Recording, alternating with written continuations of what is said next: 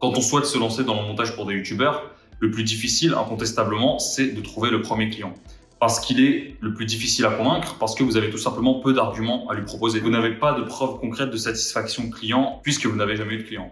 Et qui dit pas de preuves à montrer, dit sentiment d'illégitimité. Donc vous êtes pris d'un syndrome de l'imposteur. Imaginons que le client demande un exemple de montage que vous avez monté et que vous n'avez rien à lui montrer, je peux vous dire que vous allez perdre beaucoup de crédibilité, ce qui est logique. Donc un bon moyen pour pallier à ce problème, c'est un moyen que j'ai moi-même utilisé à mes débuts, c'est de créer tout simplement une vidéo carte de visite, c'est-à-dire une vidéo que vous allez afficher en quelque sorte en vitrine de votre service, de votre business, qui va vous permettre de prouver un minimum de compétences à votre client pour qu'il puisse au moins vous faire confiance pour un essai, parce qu'il n'a pas de temps à perdre avec des débutants qui s'essayent à des choses sur Internet. Il a besoin quand même d'un minimum de crédibilité pour entamer une relation avec un monteur. Et donc pour ça, vous devez monter et présenter à votre client une vidéo facecam que vous avez montée. Parce que maintenant, 95% des vidéos sur YouTube, ce sont soit des vlogs, soit des facecam. Vous n'allez pas vous amuser à lui montrer une compilation de vidéos de chats mignonnes, etc. Il s'en fout. Et là, vous vous dites peut-être que le problème, c'est que vous ne savez pas où trouver ces rushs parce que vous-même, vous n'êtes pas youtubeur et donc vous n'avez pas de clients. Et donc, vous n'avez pas de rush et de vidéos de ce type à monter. Ou alors, si c'est vous qui vous filmez, vous avez peut-être peur que la vidéo soit moins qualitative juste parce que vous n'êtes pas trop à l'aise devant une caméra. Le fait de ne pas avoir de preuves de satisfaction ou de preuves de vidéos à montrer à mes clients, c'est quelque chose qui m'a fait perdre pas mal de clients. Et donc, pour ça, j'ai eu une idée pour vous aider que je vais vous partager dans quelques secondes. Il faut savoir que pour ma part, j'avais comme vidéo carte visite entre guillemets à présenter à mes clients des vidéos que j'avais stockées sur mon site internet parce que j'avais un site internet à l'époque, donc c'était il y a un an quoi, sur lequel j'avais fait en tout 6 vidéos et donc c'était ces vidéos-là que je montrais à mes clients quand ils avaient besoin de preuves visuelles de mon travail. Mais pour être honnête avec vous, quand je les regarde, je me dis qu'il valait vraiment mieux pas leur envoyer ces vidéos-là parce que c'était de la merde. Là, on a un plan d'action concret, vous ne pouvez pas avoir de mauvaises surprises en le suivant. Mais n'ayez pas peur, c'est normal si vous n'avez pas un truc qui ressemble à ça pour le moment. Je vais vous expliquer comment mettre en place ce plan d'action étape par étape. Car une fois en main, vous n'avez qu'à suivre les étapes tranquillement pour créer votre programme sur mesure et qui sera vraiment efficace pour vous. Mais même ces vidéos-là m'ont pas empêché de trouver des clients parce que dedans, j'avais fait des choses simples et j'essayais pas d'en mettre plein la vue aux clients. Parce que justement, cette vidéo-là, carte visite, c'est qui tout double. Soit elle va vous permettre de convaincre votre client de vos compétences en montage, soit au contraire, elle va vous pénaliser parce qu'elle ne correspond pas du tout aux attentes de votre client. Donc ma proposition, la voici, je vais vous donner des rushs. 100% gratuitement, je vais vous dire comment les télécharger à la fin de cette vidéo. Et de ces rushs, vous allez pouvoir monter une vidéo facecam. Donc je ne sais pas encore exactement quel rush je vais vous partager parce que j'étais en train de me dire que je ne vais pas vous donner des rushs d'une vidéo où je parle de tactiques que vous allez utiliser pour trouver vos clients. Ça serait un peu bizarre que le client en question voit quelqu'un vous conseiller des choses que vous appliquez déjà auprès de ce client. Donc, je ne sais pas encore, mais je vais essayer de trouver une vidéo un peu généraliste et je vous autorise à publier cette vidéo sur une chaîne YouTube. Donc, vous créez une chaîne YouTube ou celle que vous avez déjà éventuellement et vous la publiez en non répertorié parce que sinon, c'est une vidéo qui sera à la fois en ligne sur ma chaîne et sur la vôtre. Donc, en non répertorié, ça va vous permettre d'envoyer le lien à votre client et vous pourrez mettre votre nom en bas dans la description et vous pourrez faire un peu tout ce que vous voulez sur le montage si vous souhaitez mettre votre nom dans la vidéo. Donc votre but, c'est de créer un montage qui est simple et dynamique parce que les vidéos dynamiques sont les plus demandées actuellement sur YouTube et donc vous risquez pas grand-chose en présentant ce genre de vidéo à votre client. Mais attention à une chose, le client ne cherche pas un expert, il cherche pas forcément un monteur diplômé, il cherche simplement à résoudre ses problèmes à travers un freelance monteur qui va pouvoir lui faire gagner du temps sans baisser la qualité de ses vidéos ou éventuellement les augmenter avec des idées à lui, mais rien de fou. Donc ne cherchez pas à lui en mettre plein la vue si vous venez de vous lancer dans le montage. De toute façon, ça n'aura jamais un aspect pro de lui mettre plein d'effets visuels, plein d'effets d'écriture, si ce sont des choses que vous maîtrisez pas. Et de toute façon, c'est pas quelque chose qui est nécessaire puisque votre carte à jouer, c'est je sais faire des choses simples et je les maîtrise.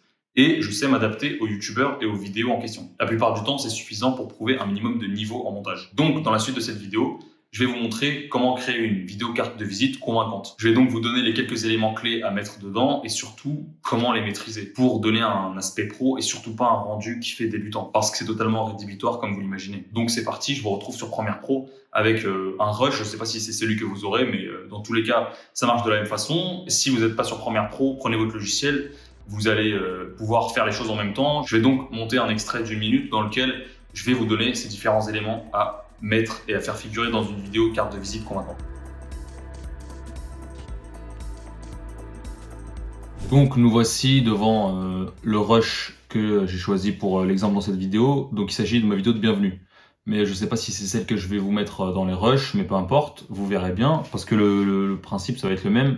Ça va être de mettre les éléments principaux pour réussir ce montage. Avant ça, petite précision, il y a plein d'éléments sur lesquels je ne vais pas revenir dans cette vidéo. Par exemple, la synchronisation audio-son, audio-vidéo, ou pour ce qui est des touches, ou éventuellement des titrages, etc. Je vais pas entrer dans beaucoup de détails parce que d'une, c'est pas l'objet de cette vidéo. Deuxièmement, c'est pas l'objet de la chaîne non plus, puisque ce sont des informations qu'on peut trouver un peu partout sur Internet. Donc ça vaut pas le coup que moi je vous en parle. Mais si vous avez des questions sur la synchronisation ou sur les touches ou sur les raccourcis clavier, honnêtement, allez voir sur YouTube, les tutos sont très bien pour ça. Là, l'objectif de la vidéo, c'est de vous montrer vraiment comment faire les éléments basiques de la vidéo et comment les faire bien. Parce que je vois rarement des vidéos comment réussir son cut, comment réussir son zoom. Donc ça va être rapide, mais c'est pour ça que j'ai envie de travailler sur le logiciel dans cette vidéo. Dernière précision, il y aura aussi des fichiers audio dans la vidéo que vous allez recevoir. Ce sont des fichiers que vous pourrez potentiellement mixer un petit peu avec des commandes très simples. Il faudra synchroniser la vidéo et le son. Pour cela, je vous renvoie à plein de tutos sur YouTube. Voici le rush en question. Je précise que le logiciel est vraiment lent là parce que j'ai... Quand je copie des options d'effets audio que j'ai mises et que je remets sur d'autres rushs, ça ralentit obligatoirement mon logiciel, je sais pas pourquoi. Mais donc voilà, première étape, élément crucial, évidemment les cuts. Je vous montre rapidement comment moi je réussis mes cuts. Donc ici, je vais lancer la vidéo. Ce que je fais, c'est que dans le casque, j'arrive à la fin du son. Donc ma voix ici. Le dernier son de voix que j'entends, je m'arrête après et je fais 2 flèches sur le côté. Ici, je pose le cut.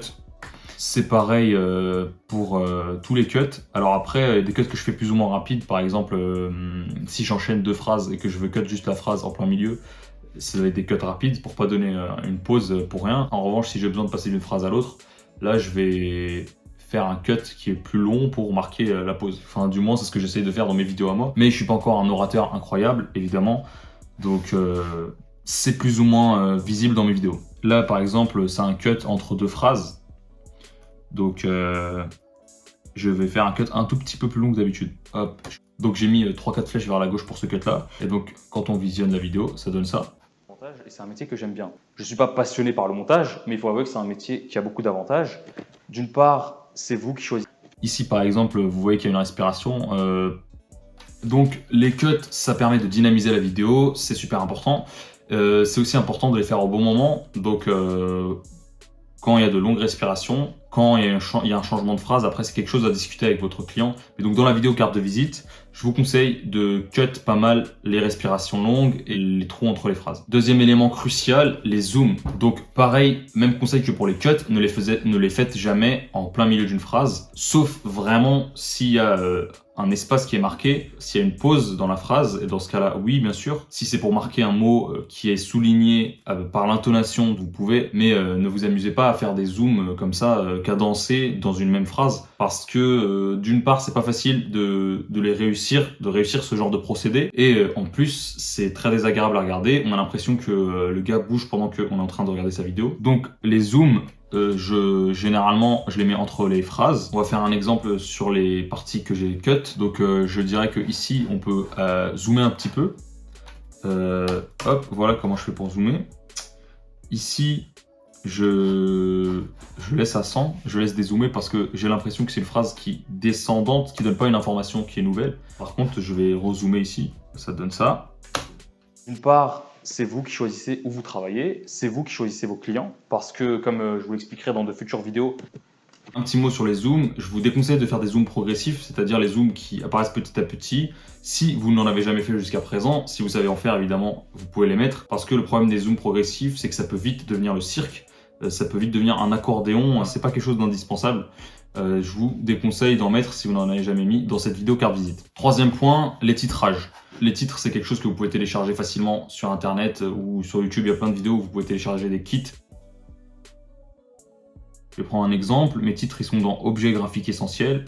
Et un exemple de bon titre, ce serait celui-là par exemple, parce que, regardez, je vais le mettre, l'ajuster à la taille de l'image. Et donc, ce qui est bien par exemple dans ce genre de balise titre, je sais pas si on dit balise titre, dans cet exemple de titre, c'est que c'est simple. Donc c'est une petite animation qui est joli et sobre. N'allez pas mettre des titres où il y a un avion en papier qui entre dans la scène, qui se déplie. Un petit truc sobre. Et évidemment, faites pas de faute d'orthographe. La couleur du titre, c'est important. Faites en sorte que ce soit visible. Moi, je mets souvent du noir, sauf si c'est plutôt sombre derrière. Dans ce cas, vous pouvez mettre du blanc. Et donc là, par exemple, hop. Voilà, donc on va visionner ce titre. Je vais l'appeler premièrement la technique, j'en sais rien. Beaucoup d'avantages. D'une part, c'est vous qui choisissez où vous travaillez. Là, c'est un truc en 2 parties, donc faut juste que vous compreniez comment fonctionne votre titre, et puis c'est bon. Et donc, bon, j'ai pas besoin de vous dire quand mettre les titres, parce que c'est soit explicitement dit, premièrement, deuxièmement, troisièmement, soit vous comprenez que là, on passe à une autre idée clé et vous pouvez mettre un titre. Donc voilà pour ce très rapide tuto. Évidemment, je vous ai pas tout montré, tout ce que je mets dans une vidéo, moi personnellement. C'était pas un tuto complet, c'était vraiment les éléments clés à mettre dans la carte de visite, dans la vidéo carte de visite. Ce sont les choses qui vont faire la différence auprès de votre client si vous les maîtrisez correctement. Donc les cuts, les zooms et les titrages. Vous pouvez mettre de la musique, mixer le son du micro, mais ce sont des choses qui viennent en deuxième lieu pour moi. Je vous dis rapidement comment procéder pour cette vidéo. Vous pouvez la publier sur votre chaîne YouTube en non répertorié. Vous pouvez expliquer aux clients que vous allez démarcher ou à qui vous allez montrer cette vidéo d'une manière ou d'une autre que c'est une vidéo que vous avez montée d'un ami, si vous voulez. Vous pouvez vous inventer une vie, d'un youtubeur qui m'a prêté ses rushs, qui me les a donnés, peu importe, vous dites ce que vous voulez. Et ensuite, vous pouvez signer la vidéo, par exemple en mettant un écran noir à la fin et en mettant votre nom, ou alors en mettant votre nom tout en bas